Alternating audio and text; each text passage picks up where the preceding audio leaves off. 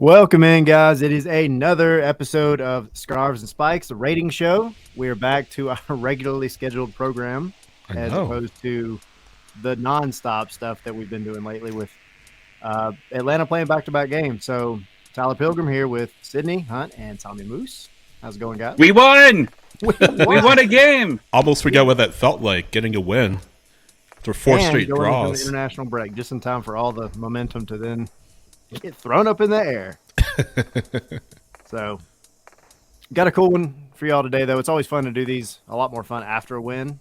Much more fun after a win. So, it's nice. We can talk about Atlanta's unbeaten streak, but I prefer to have a win streak as opposed to an unbeaten streak, because unbeaten streak implies that good things are happening, but that really hasn't been the case. So, good match though. Atlanta played pretty well. It wasn't perfect by any means, but it was a solid outing. I mean, you did it at home. The crowd was good. I thought the vibe was good. And yeah, you got some momentum going into the international break. So we'll see what happens with that. But with that being said, plenty of storylines. And one of the first ones is going to be the fact that Jay Fortune, and it's Jay Fortune. Not a Johnny. Not a Johnny. It is Jay Fortune got his MLS debut. So, with that, how did he do, guys? Let's do it. I have my whiteboard this time. We're back on track. Exactly. All right, here we go. This music makes me so nervous. Make sure you give me the right rating. It's the same thing that just loops over and over and over, but I feel like it gets louder and louder, like every person we go to. So yeah, I don't it's creeping up on you. It is. Here we go. All right, let's do it. Okay, so 7.5 from me, Sydney with the 6.5, and Tommy with the 7.2. Yeah, decent debut. Not terrible, not off the charts great, but yeah, what you would hope for from a youngster that, excuse me, could be playing a very big part in your midfield sooner rather than later. Pineda's raved about him all season long, preseason, during the season, and just waiting for his chance. And the chance came as Mateus Hassetu essentially got I don't call it Veterans Day off because that's not what it was, but. No, Mateus, he was just fatigued and some stuff with his calf, so Pineda decided to take off the sheet, let him rest, but then Jay Fortune again. It wasn't like off the charts great. It wasn't like, oh my gosh, this guy is going to be the midfielder for the next 5 to 10 years. It was okay. He has some raw moments, which is to be expected because he's still young. You don't want to put too much stock into his performance, but at the same time, there's a lot to build on, and I certainly don't think that this will be the last time we see Jay Fortune start an MLS match this year.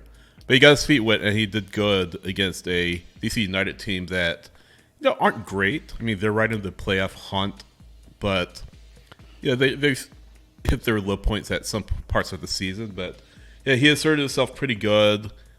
Again, a few moments here and there where you can see just the inexperience popping up, but yeah, not bad. Not bad. Better than Hassetu.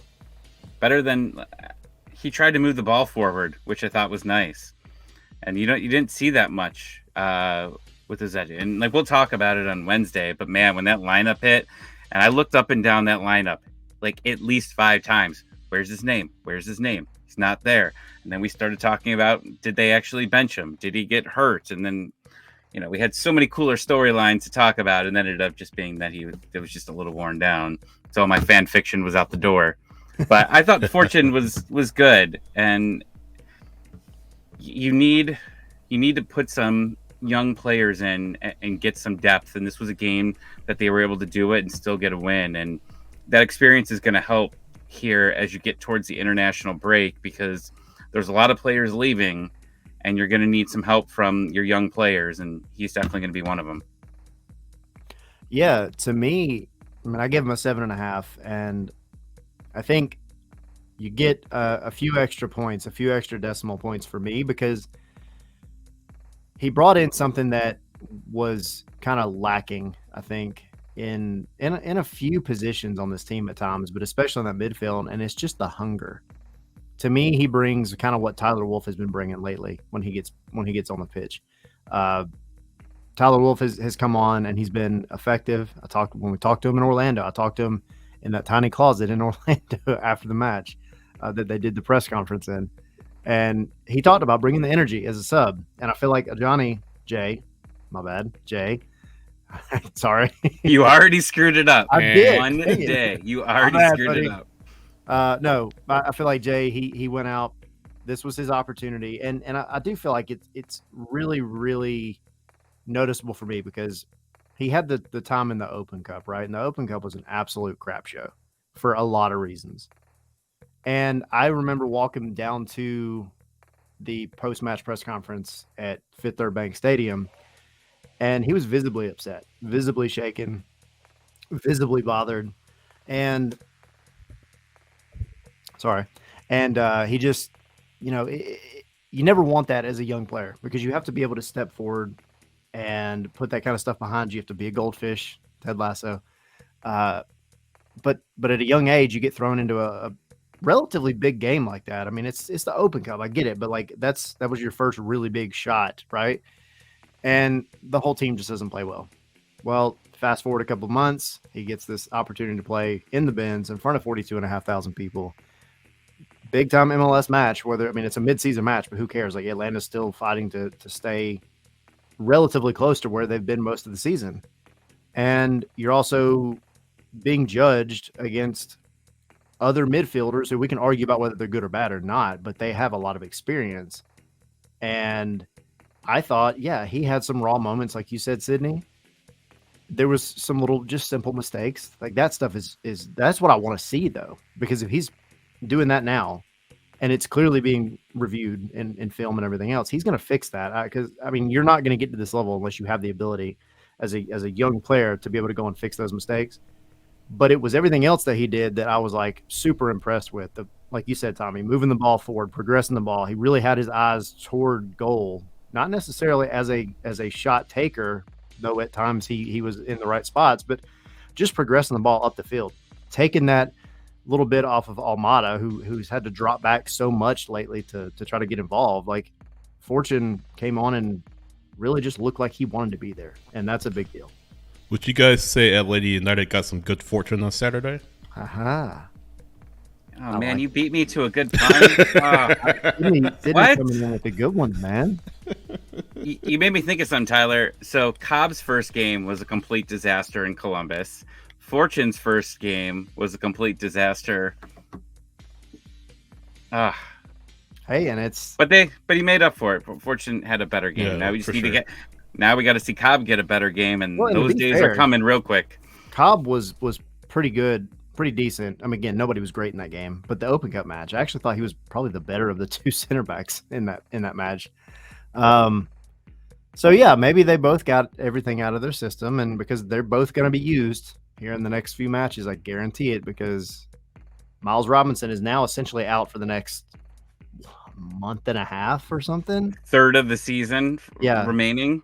Because of the Gold Cup and everything else going on with the men's national team. So, Noah Cobb is going to get some time. And depending on what happens with the summer transfer window, I don't know that you're looking at the same midfield come the end of July anyway. So, Fortune, I think he showed that he deserves some time. And I'm okay with that. A lot of moving parts. And, something to build on for Jay, for sure. Something to build on. Definitely. So, with that, FOTMob gave him, and they're right in the middle of all of us, gave him a 6.7. Okay. So it's fair. And he got his obligatory initial MLS yellow card in that match, by the way. Good for him. Good for him. Yeah, I like it. All right. Moving on from Jay. It is now one of his cohorts. His homegrown cohorts. It is Caleb Wiley, back from U.S. duty and back on the left wing for Atlanta. Now, he didn't get called up for anything, right? Not this time, no. No, Good. obviously he was with the U20s for a while, but nothing this time. So he's not one of the many players that got called up. All right. I have mine. Tommy has his. I'm ready. Tyler has his. Oh wow. Okay, 7.3 6.5 for me. A 73 for Sydney. 73. 73. He was And then that Tommy good was last 8. night. No, just kidding. All right, I got the low one. So for me, it's really nothing against Caleb in this one. He wasn't maybe as visible as I'm used to him being, but like he also didn't. There was no egregious mistakes. I thought he still brought energy that this team has needed on the wings. I'm not upset with the performance at all. I just think like he's so highly spoken of this year, and he's been thrown into the fire last year, and he's growing so well. And I just think like he was effective in this match. He did some defensive work as well when he needed to, and I think he's getting more on kind of the same page as Giacomakis. But you could also tell DC was definitely making it difficult for him to get involved, which that's also a good thing for him because that means that he's drawing attention. And I think because of that is why Andrew Gutman had the match that he had, because he was the one that was taking up the space that Caleb Wiley was drawing the other defenders away from. And that's a big deal. That's what you want. So, and then of course, Giacomakis had nothing but great things to say about the guy after the match. He specifically said, Caleb Wiley is the future of American football. And by football, Bam. Yeah. So big words. Also said, like, I can't say what I want to say because I want to keep him humble. So that tells you anything. That's big words coming from a guy who's won 2 golden boots in 2 different leagues and played in Champions League. Like that's big time. So good for Caleb. I'm happy for him. You know, again, my 6.5 is nothing bad. I just think like I hope he gets more involved in the next match. He wanted to say he's better than Messi. That's what he wanted to say. He's better than Messi. Yeah, no, another young player. I mean, he's 18 years old, Caleb is, and already I've just pulled up his stats, 40 matches in MLS, 30 starts. So he has some time under his belt. He turned 18 in December, so he's a young 18, very young 18. But yeah, he doesn't play like it. I mean, he just has a strong handle of the game. Saturday night, I mean, he was effective. Maybe overcooked a few crosses throughout the evening, but you know, he's a player that has really grown over the past year or two that we've seen him. Coming from, of course, the academy, going to LA United 2, and now really a integral piece of this starting 11 for Atlanta United on the wing. And that just speaks to his versatility. I mean, he's listed as a defender, but you know, he's playing on the wing and doing very well. Talking to Jay on Saturday night about him, Jay had a lot of... Oh, no, it was Tyler. He was talking about Tyler. I apologize. But, yeah, Caleb, Jay,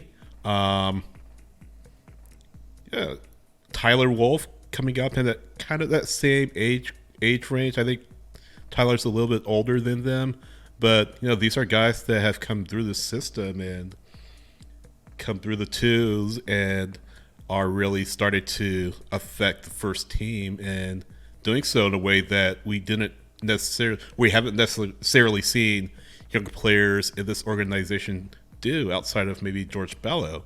So Wiley will be obviously getting even more chances with our originally leaving, but yeah, exactly. Gosh, but no, good to see guys like Wiley, guys like Wolf, guys like Jay take the chances that have been given to them. And yeah, Wiley again, not a great game, but still very effective and still a lot of room to grow given his young age.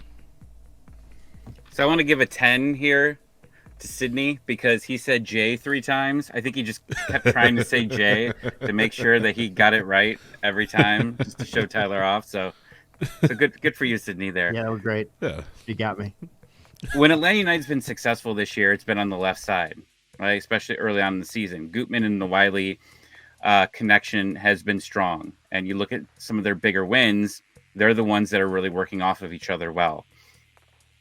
He's back, and that side looks dangerous again. You know, they really tried to get things working on the other side with Lennon and Etienne, and I think we all have a couple different opinions on Etienne, but I thought they probably should have gone a little bit more on the left side, but I still enjoyed what they were able to do over there at times. And I think as they continue to play, and they're going to have a long stretch of games here, hopefully, where they're going to be playing even more together consistently, I see that side becoming the main focus of the offense going forward. So, I mean, I feel because of Gutman being so good, that's why I gave some extra points to Wiley today, because it's a good combination of the two. Yeah, definitely. And you're right, because again, we're now talking about another stretch where the backups and then the guys that are your staples that aren't getting called up for national teams, but they're still your staples of the first team, like they have to handle it. They got to handle business. And you've got a little bit of a difference in the attack going forward now, because you're not, and we'll talk about this on the show Wednesday for sure. But Pineda commented after the match about using more traditional wingers as opposed to inverted wingers. So inverted winger being, a guy like Araujo, who is naturally left-footed, playing on the right-hand side. That's potentially going to change. So we'll see, and we'll definitely keep up with it and kind of keep an eye on how these lineups come out over the next few weeks. But we'll talk a lot more about it. But yeah, I agree. Like Wiley, he just brings something over there that's really nobody else on this team has been able to do at all. So right now he is the guy there. And Gutman, he's had, we'll talk about him in a minute. He's had maybe some defensive lapses here recently, but he still can ghost into the box like nobody's business. And he did it twice, essentially, in this last match. So they're a great pairing. I agree. And then FOTMob, they gave Wiley a 6.6. I'm here for you, Caleb. Nobody else is, but I'm here for you. My Coca-Cola man of the match. Coca-Cola man of the match. We're all here for you, Caleb. Have you all been to his parents' pizza place, by the way? If not, Oz no. Pizza? Have you, Tyler? I've not. I've heard it's great. I'm the guy that lives in Cleveland, Ohio, yes. And I've been to the pizza place, and You two have not. I've not. Delicious pizza, fantastic, like little patio area they have. There's a small pitch like right next to it. That's cool. Nice. It's nice. So we went there and checked it out. We hung out with our podcast brothers, sisters, whatever. 5-strip final had to get together there. So when I was in town, we went and we watched the last game of the year last season, and it was a good time. Sweet. So everybody go support Caleb's family at Oz Pizza and get good pizza. Yeah. All right. Moving on from Caleb to the polar bear, aka Big Bald Wall himself, Brad Guzan. I feel like this is the third one in a row, if I'm not mistaken, that we've talked about Brad. Mm-hmm. LAFC notwithstanding, because that was weird. All of that was weird. The timing was weird. But we're back to he heard us back to Guzan again, and he had the solid one in Orlando, kept him in the game. He had the rough one against New England. Is what it is. You shake it off, then he goes to LAFC and has the freaking game of his life to allow Atlanta to pull out with a draw. And then we get to this one against DC. What do you guys think? Let's do it. 8 for me, 7 for... Wait a minute. Are you changing your score? I got a 7.5 for Tommy, 7.3 for Tyler. All right, Tyler. One again. I'll go. Man, am I just being harsh today or what? Like, again, I don't think Brad had a bad game. I think he did what was required of him. The goal that DC scored was not on him at all in any way, and he did everything he could to try to save it. And there was a point actually right before that where he did keep them in the game, especially because he made and it kind of went under the radar, but a really good save on kind of another sloppy turnover where he was required to spread himself out, and I think maybe took it off his leg or something. But Was that the 80th minute? Oh no, that was early. That's early, right? That was the early one. But then he had a handful of other solid ones as well. So it's like, he's doing everything in these past couple of matches that you want out of a goalkeeper. We can sit here and argue about his age and his shot stopping ability and all that, but I'm like, he provides so much back there. And I don't personally think his shot stopping is as bad as some people seem to think it is. The dude's not a 20-year-old anymore. Like, we get that, but he's coming through in pretty big moments recently. And maybe what you lose a little bit in his shot stopping speed, you're gaining in his positioning and things. And yes, I get the New England game was bad. I get it. Everybody has a bad freaking game. So I thought in this one, he did well to keep the guys in the game, and he made a couple of stops. I really don't like Atlanta's tendency, even in this one, to just make it a nail biter at the end. It shouldn't be that he has to come through as often as he does.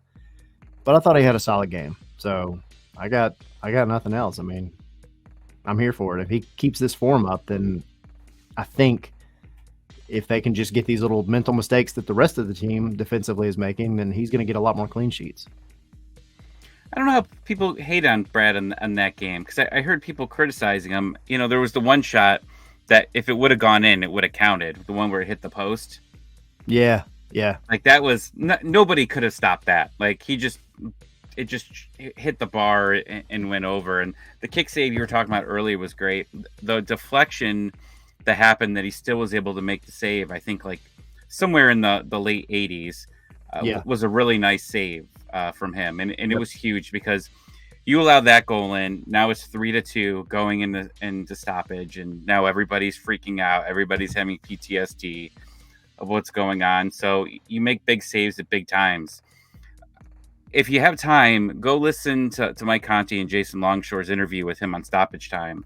It was a really nice interview. Like, Brad was he was just very honest. People wrote me off after the New England game. I came back. It's the life of a keeper.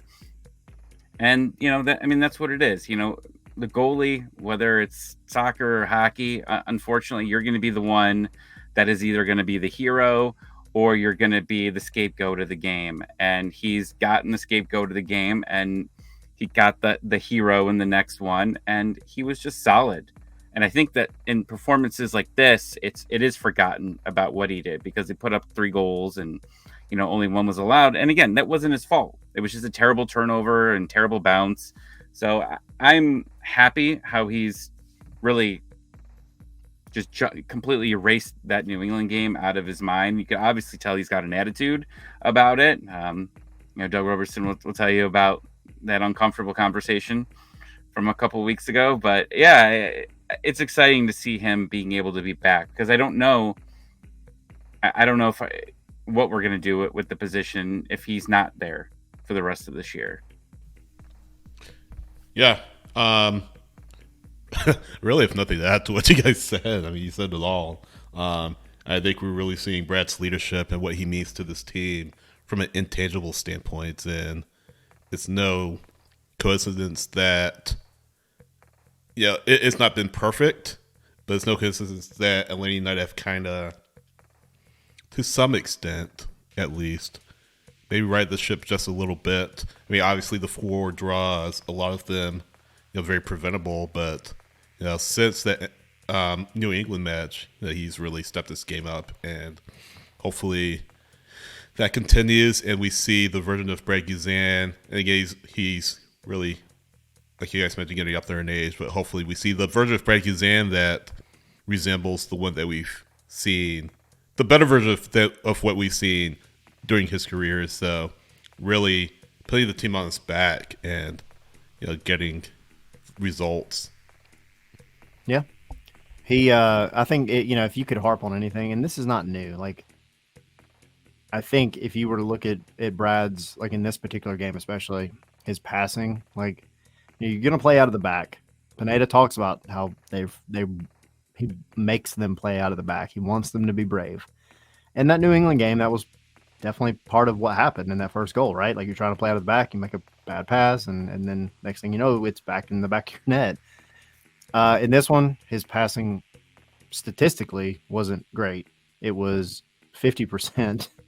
And then his accurate long balls, and in long balls, they're a crapshoot because it all depends on who's at the end of it on an aerial duel. A lot of times, they were 17%. So, but we've known that about Brad, though, right? Like, you're not going to have the absolute best passing back there, but what you are going to have is a guy that's going to lead the team and direct the team. And then he has the experience as an actual goalkeeper as well on again, positioning, things like that. So it is what it is. It's okay. He didn't get burned on anything.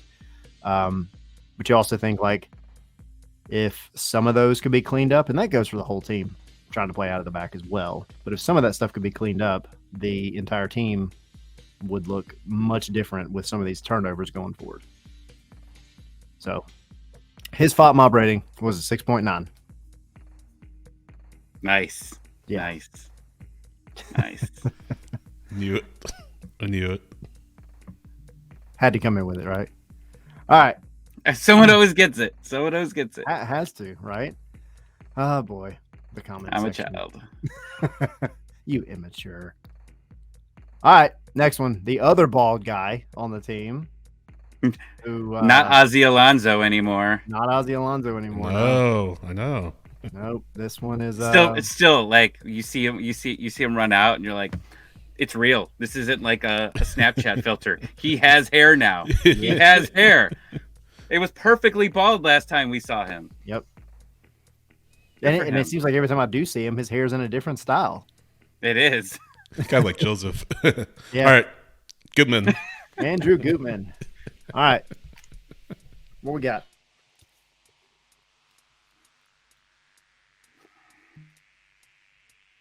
Let's see. All right. Here we go. Ready? Gosh. We were like all over the place. 9 for me, 7.5 for Sydney. Tommy's Probably a 6. Oh, I'm sorry. That's backwards. really Oh, okay. jumping around. Okay. I was waiting for it.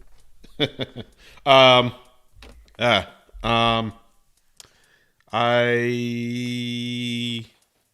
feel like maybe 7.5 is somewhat fair. I mean, some probably think I rated him too low, but yeah, good on him to really get involved in the match. Good on him to make things happen. And for what it's worth, Gutman's been kind of on a not the best run of form lately, but I think Saturday night was a good first step back toward getting back to the player that we know he can be. He had a really excited celebration after his goal on Saturday. I think part of it is that weight that's been on his shoulders after. Yeah, it's kind of the form has been a little shaky, and the team has been giving up points. Not here and there, but really throughout the last few matches. In fact, I'm probably just going to bump it up to an 8 or an 8.5. Even rewind. I kind of talked myself out of 7.5 because that's a ratings first, I think. Yeah, yeah. I think VAR. He went to VAR. Yeah, I went to VAR to add it, just like the assist. Went to VAR exactly, and decided to go 8.5 because it went up even higher. Holy crap! It keeps going up. Well, no. So I said stocks are going up. I said 8.5. But yeah, either way, great game for Andrew. Way to shake off some of the struggles that he's had in past matches, and going to an international break. Hopefully, he can come back and kind of capture the momentum and become the player again that he was maybe a little bit earlier this season. Yeah, second half Gutman, right? That's what he was last year. Second half Gutman. came on, all of a sudden came on offensively, scoring goals, getting assists. It was nice to see him. Like I said earlier, Wiley and Gutman, when this team's rolling, these two are working well. Gutman, I think he said when we talked to him before the season started that he just gained some confidence at the end of the year. And like he mentioned at the beginning of last season, he had all those opportunities and he wasn't scoring. He was in the right places. He wasn't even in the right places really so far this season. Like, he hasn't even been in dangerous spots. It's not like he's just missing the net. He just hasn't been there. And he was there twice in one match. So if that can continue, that completely opens up this offense, because I mean, a lot of people are going to start adjusting more to Giakoumakis, and he's a big guy and it's going to be hard to stop him, but there are going to be teams that are going to be able to block him out, and you're going to need someone else to be able to score some goals. And if Gutman can come in and put a few in besides, Almada, that's absolutely what you need. And yeah, this is his best performance of the year, 100%. 3 goals, 5 assists this year. So career high in assists, and one off last year in goals, which was his career high. So well on his way to exactly. That. I forget when his contract ends too. So that's a good question. I have to look that up. But yeah, go ahead. No, I agree. Extend him. Yes. Yeah. Yeah. Go ahead and lock him down. I mean, y'all know I like Gutman a lot. I mean, I just think his work ethic is a lot of what this team has been needing for a long time. But yeah, I mean, the dude, he comes out and he's had defensively a rough stretch of matches, right? Like, he's not looked outstanding. Orlando, there was a few really shaky moments. LA, a few shaky moments. So, over the past few matches, he comes out and against DC and he wins man of the match. He gets the goal, gets the assist, almost identical on the runs, by the way. And timed the run perfectly, because we talked about it, VAR. They had to go to VAR, and it was close. It was definitely close. Thankfully, there was a line on the field that was not one of the main stripes, but it was in the middle of one of the stripes, and it was straight, and you could see he was clearly onside. But, he did what was needed. But I also do wonder, I think this was a perfect example of, because we've been talking about chemistry now for a year and a half, I think, at least, because we kept talking about, with Pineda after his first half of the season, let the team have chemistry. What can the chemistry do? What does chemistry mean, right? Gutman and Wiley have chemistry, and you do wonder if Wiley not being there, him being in the U20 World Cup, what that did to Gutman's kind of positional knowledge, where he should have been, where the guy in front of him should also have been at, because we know Caleb is a good defender as well. He cut his teeth being a left back, not a left winger. So, he's going to provide a little bit more on that left-hand side defensively, but he has the speed to get up the field and instantly be on the attack. And so you do wonder if a lot of what happened with Gutman, I mean, he definitely has to be better one-on-one defending than he has been in the past couple matches before this. Thought he did great against DC. Before that, maybe not so much, but this is the kind of game that you want to, like you said, Sydney, lift that weight off of your shoulders. And I think he did everything that you could ask out of your left back. You got an assist and a goal, and had nothing to do with the goal that was given up. Like, that was not on him at all. There's nothing he could have done. So yeah, I mean, I don't know. That's just, like you said, Tommy, it's one of his best games he's had this season for sure. Did you chalk yourself into a 10? No, I'm not at a 10 yet. I'm saving that 10 for something special. Giakoumakis hat trick. Yeah. Exactly. Before you read the FOTMOP, Tyler, so this is actually Gutman's last year of his contract, but he's an option for 2024. So, I mean, keeps playing like this. Keeps showing what he showed against DC. I mean, extension is definitely on the table for sure. Yep. But yeah, go ahead with FOTMOB. So his FOTMOB, and I was just taking a look at some other stats too, because I was curious about defensively. He won both of his tackles that he had. He had 4 clearances, 2 headed clearances, and 5 recoveries. 75% of his ground duels won. He only won 33 of his aerial duels. got fouled one time and committed a foul one time. So, but like a pretty solid defensive effort, right? Like that's didn't get burned anywhere. So Yeah. overall, really good game. FotMob gave him an 8.6. Yeah. So there you go. Yeah, clearly the man of the match by any Yeah, stretch of the definitely, imagination. definitely. And just I do think it's funny that Tyler Harris, is it Tyler Harris for DC, their goalkeeper? Tyler Miller. Yeah. Next clown. Yeah. I just thought it was funny because Gutman, he beat him properly on the first goal, on his goal, right? Because Tyler Miller was expecting the cross, and you had runners, you had Yakimakis waiting there for it, and that's what Yakimakis brings. He knew Yakimakis was making that run to the far post, and Gutman picked his head up, saw it, and he takes the shot to beat him with the near post. And I mean, he does get a foot to it, but it just puts it further back in the back of the net.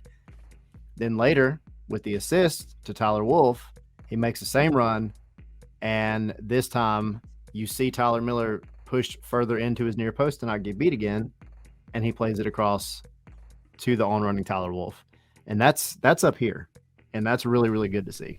Yeah. So, all right, enough about Gutman. Moving on to One more. Derrick Etienne Jr. Oh, Tommy's already has number ready. Oh, look at Tommy. Did my homework. I'm ready too. I All should say right. I'm ready as well, but to be grammatically correct. That's it. 6.5 for me. Yeah. Tommy flipping his 9 upside down back to a It's 6. I didn't have to rewrite the number. It worked both ways. I give it a 7. All right, Tommy. I thought he actually looked okay. But unfortunately, he hasn't really looked good at all this season. I thought it was one of his better performances, but I don't think I've ever rated. I don't even know if we really have rated him much, but I definitely haven't given him anything better than a 6.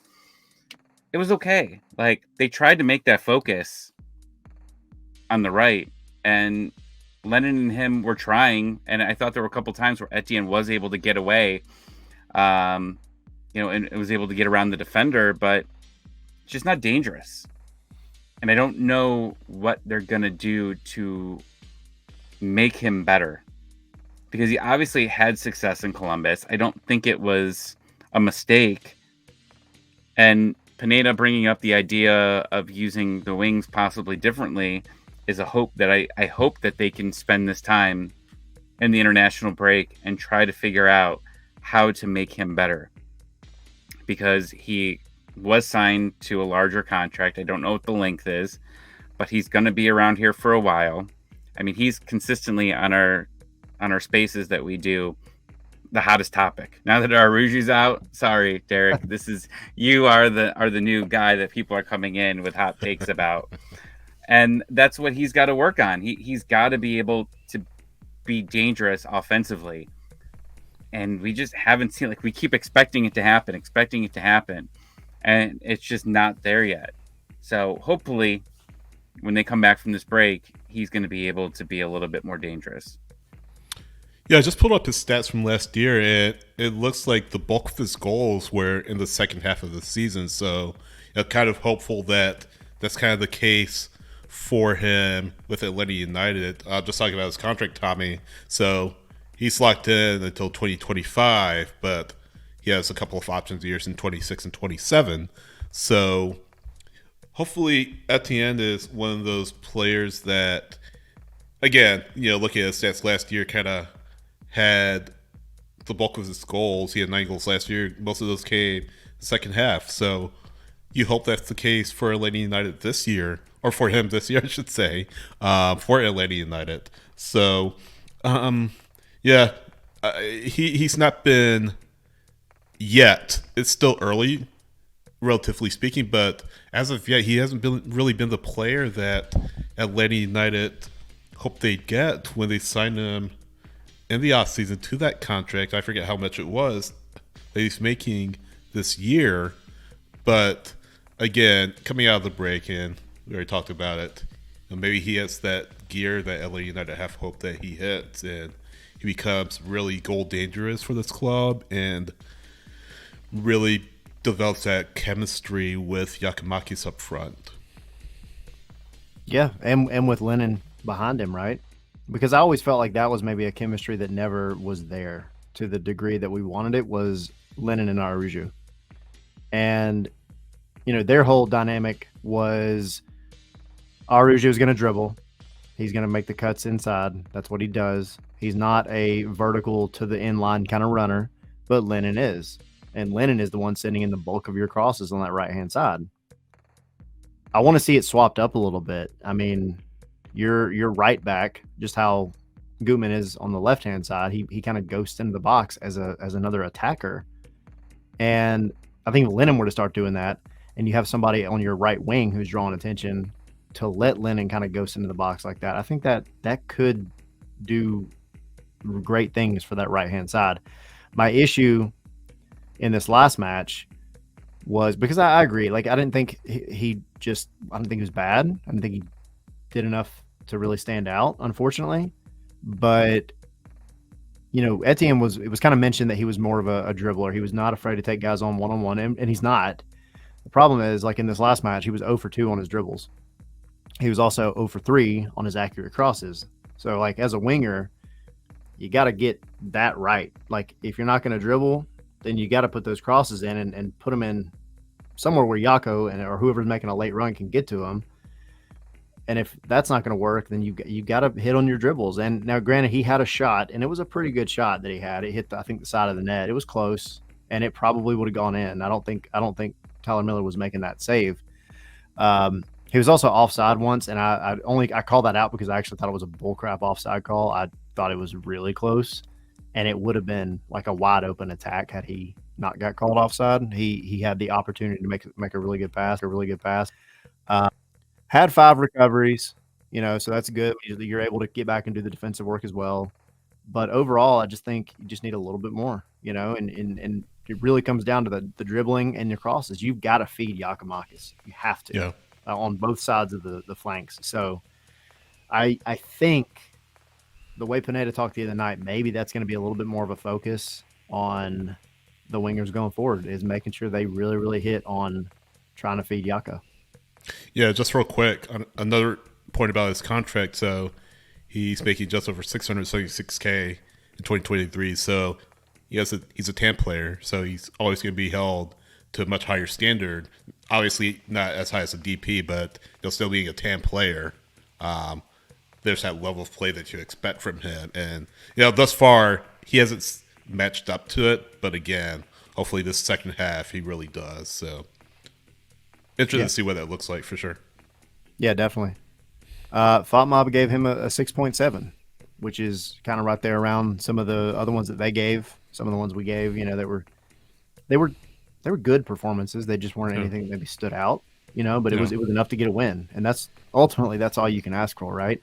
And I think these little nitpicking moments that we're talking about, like, with Etienne and his dribbling and crosses or whatever, and Gutman maybe with his defensive work, like that's stuff that's what the training ground's for. That's what the video review is for. And we'll talk a little bit about that video review stuff on the show this week.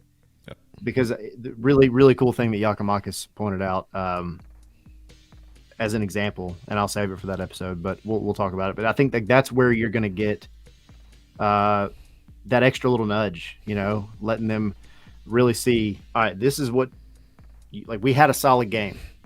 This is what individually each of you can be doing better, and you got time now. Of course, Etienne's going to be one of the ones that's gone on the break, but that's plenty of time for the coaching staff, the video review staff, everybody else to kind of really have a game plan for when they get back in terms of this is individually what maybe you need to focus on. Yep.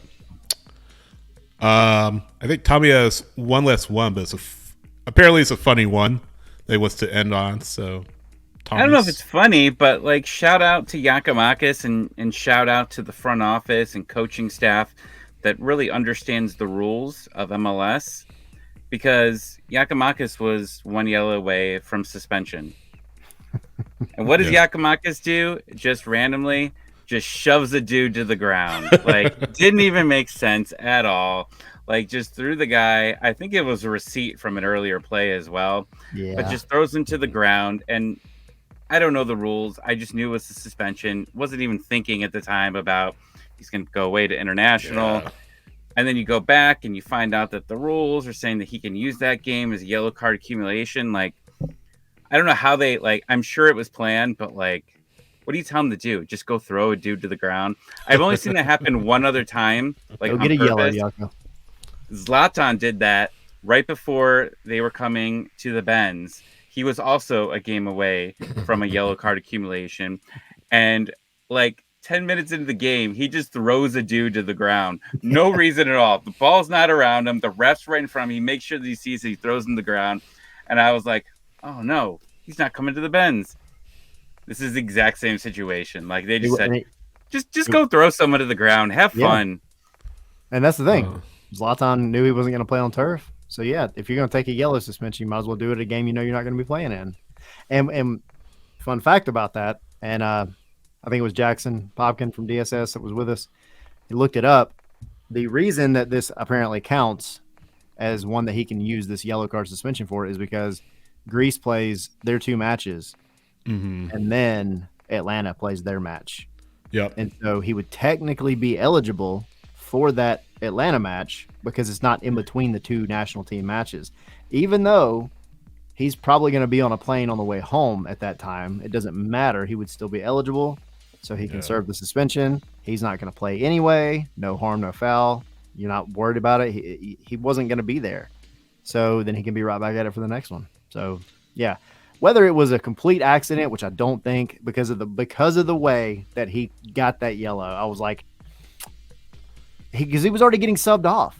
He knew his time was coming. He had to do something to get a yellow, right? Like, that sub had already been told to the 4th official. And he was like, all right, I got to do it now. And he just goes up and just drills somebody. I'm here for it, man. I like it. Just going to throw this out there, too. Tyler Miller got a 2.8. So, man, I wish Lennon would have just fought him behind the net over there when Lennon was trying to get the ball. Right. And then, Exactly. Miller anyway. I think Miller kept the ball anyways. Yeah. But Lennon really wanted that ball. He really did. And then he ended up getting trying to walk across to go take the corner, and he had already called for a goal kick anyway. Yeah. All right. Cool. So, final thoughts? Anything real quick? We got good to win. Yeah, we got a busy week, even though Atlanta United's not playing. Got our normal show on Wednesday. We're doing a watch along with all of our patrons on Thursday. It's another late game.